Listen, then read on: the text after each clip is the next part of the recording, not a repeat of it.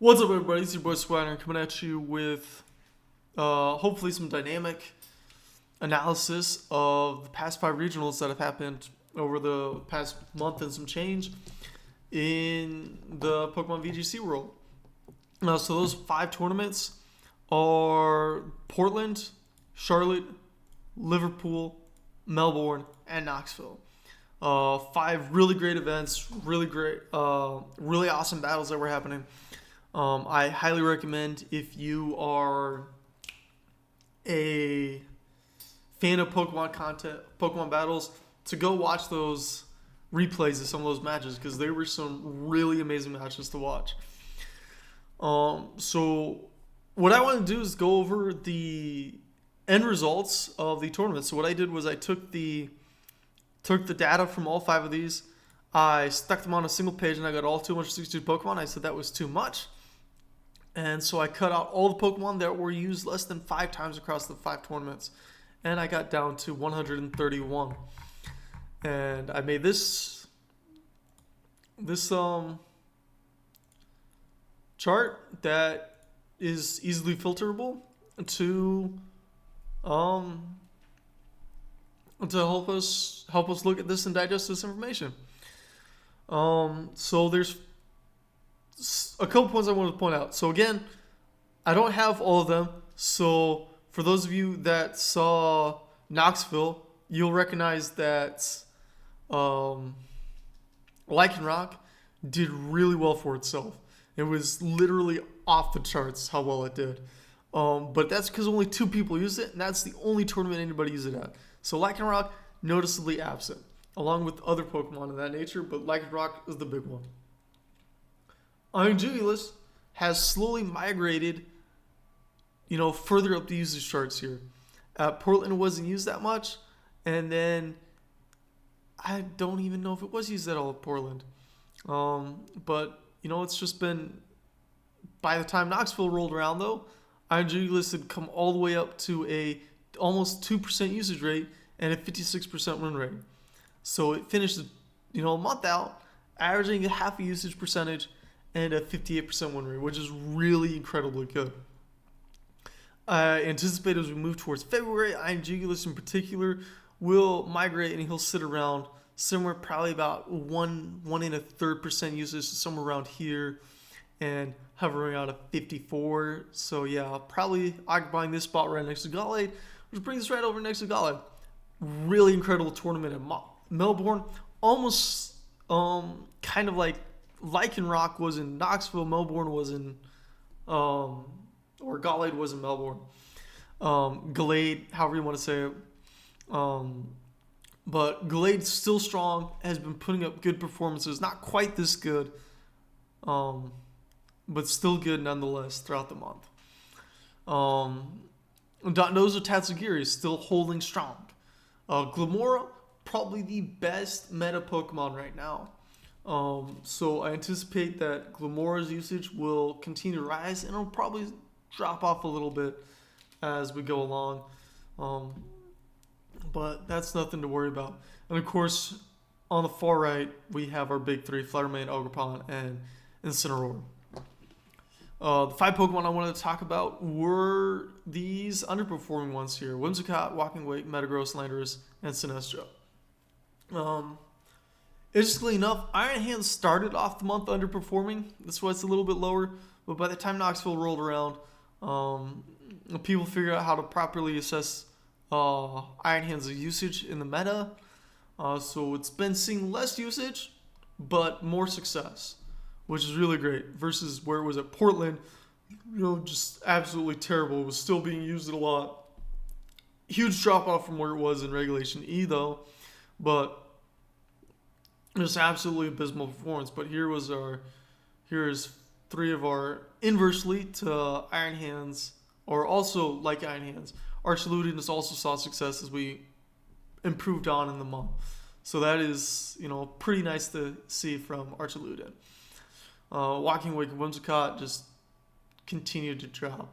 Whimsicott a little bit more than Walking Wake did, because it's all the way down to 36% win rate for the month. So unfortunately, Whimsicott And I think part of the reason Whimsicott is... Okay, before I get to that, disclaimer. I am a day one player. I have yet to qualify for day two. Hopefully that comes up soon. We'll see based on when I can make to the next regional. And hopefully I can make that day two break that wall. So I'm looking at this through the lens of, what I can assess. And there might be something that I'm missing here. And please call me out if I am, because I'm trying to learn. I'm trying to make day two. And I'm trying to learn how to assess Pokemon correctly. When I'm looking at Whimsicott, I'm seeing that, there's a lot of strong Fire-type Pokemon that are dominating the metagame. Your Incineroars, your Entei, and your Gouging Fires, really strong. Even Chi-Yu here. There's really strong Fire-type Pokemon that are dominating the meta. And then there's also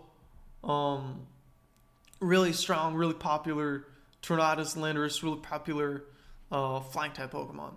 And then Glimmora, best Pokemon, Poison-type, which is 4 times effective. I'm not sure how, and heck, even Landorus Incarnate uses a Sludge Bomb to cover Fluttermane. So that's just not conducive to successful for Whimsicott. Walking Wake, interestingly enough, gets walled out. Its water attacks gets walled out by Ogerpon, and its dragon attacks get walled out by Fluttermane, and it cannot touch the top 2 Pokemon in the metagame with its stat. It's got, Flamethrowers, probably its best option to hit one of these guys, and that's not doing much damage. Metagross. You think the Steel type would be helpful for Fluttermane, but the Steel type leaves it weak to Urshifu, and even Iron Hands. And then the Psychic type is weak to Single Strikes and King Gambit's Sucker Punches. So it's just not in a good spot right now. And then there's Therian. We have a much stronger ground type Pokemon. And even the 2 Ursalunas, Ursaluna Blood Moon, is sitting at 10% with 55. It's insane. 55.5% win rate. And regular Ursaluna, 53.9. It's just insane. Exact same usage, but nearly 12 points better. Landorus is not in a good spot right now. Its biggest thing that has to offer is Intimidate, which is great. Don't get me wrong, I love Intimidate. But there's 2 much more solid, Hisuian Arcanine and Incineroar, much more solid Intimidate users. And Sinistra falls into a lot of the same pitfalls that Whimsicott has, but it also has the face down Fluttermane's strong Shadow Balls as a ghost type. So it has all those same pitfalls, but it has to jump through more hoops to be successful, and it is just falling short. So now that we've gone over these 5 Pokemon and why they're falling short, even though people are trying to make them useful in the metagame, let's go over and talk about what Pokemon we can use to replace them. Again, this is for day 2 players that just need that X factor and are trying to, maybe aren't quite there. Or this is for day 1 players that are trying to make day 2. Anyways, and the answers are simple. Sinistra and Whimsicott, if you're trying to use a, what's the word I'm looking for? A supporting grass type Pokemon, Amoonguss is right there. It is right on curve. It's got 18% win rate. It's got the highest win rate at 53.16. That's this high besides Single Strike Urshifu. That is insanely good. It's right there for the taking. Oh no, it's got the tools. It's got a proven track record. Why not use it to your advantage? If you're trying to use a Sun team with Whimsicott, or if you're trying to use a fast supporting Pokemon in Sun, instead of using Whimsicott, use Jumpluff. I know, it's got a much smaller sample size. It's full discretion here, or disclosure here. Not discretion, but full disclosure, it's got a much smaller sample size, but it's still putting in work right now. Even if, you put it, even if it got half the distance, was halfway, even if it was at a 45% win rate, that's better than what Whimsicott is performing in Sun. And bonus, Jump Bluff puts stuff to sleep. So it's just, in my opinion, a much better Sun's, support than Whimsicott is. And then it doesn't get walled out by Farigiraf because Whimsicott relies on that Prankster. Jump Bluff just says, I've got chlorophyll. I'm the fastest thing on the planet.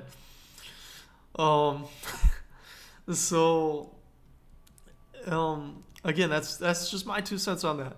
If you're trying to use the Sun Sweeper. With Walking Wake, if you want a strong water Pokemon, Rapid Strike and Wellspring Ogerpon. They're both the best water, arguably the best physical attackers in the metagame, and they're both water type. If you want a strong Dragon type Pokemon, Archiludin and Dragonite. Really strong, Dragon Pokemon. If you're trying to use a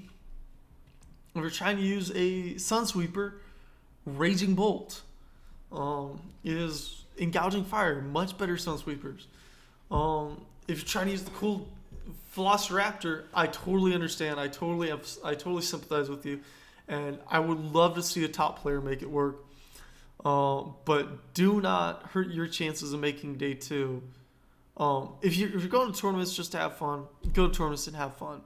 But don't hurt your chances to make day 2 just because you want to use the cool Pokemon. Lord knows I have done that time and time again. I've pretty much all last year, with the exception of a month and a half during Regulation C, I was using Volcarona, who outside this metagame is a really solid Pokemon, and it even, made the finals of Oceania Internationals, OCIC. That's the acronym I was looking for. Even made the finals of OCIC. So Volcarona can put in the work, but it's not cooking right now. It hasn't made any it hasn't made any top 8s. I don't think it's made but one day 2 this entire month. So, it is what it is. But anyways, moving back to our Pokemon, Metagross.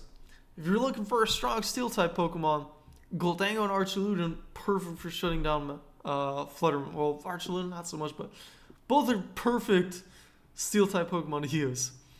If you're looking for a strong Psychic Pokemon, just use a side spam team around Indeedee. Hatterene, Gallade, Armors. I know I said Gallade was using, really solid boost from Melbourne, but outside of Melbourne, it's been really good. So that's just 2 cents. You will have to, if you're not too familiar with playing with Trick Room teams, you might have to get comfortable playing with that, but is well worth it because, again, side spam teams are very strong right now in the metagame. Touched on this a little bit earlier, but if you want an Intimidate user, Hisuian Arcanine and Incineroar are the 2 to go.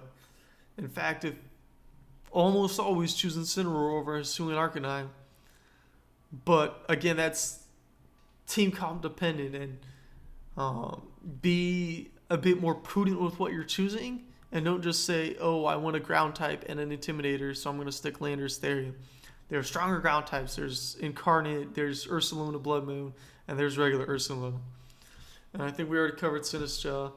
I guess fair enough. If you're trying to use a Trick Room Sweeper with Sinistcha, instead try one of the Ursalunas again.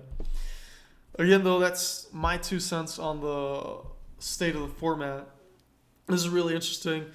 I'm planning on over the next few days to go over some other, in-depth on specific individual Pokemon, like Iron Hands' journey through the regionals, how it, truly started off, at Portland, started off really terrible at Portland, almost as bad as Whimsicott.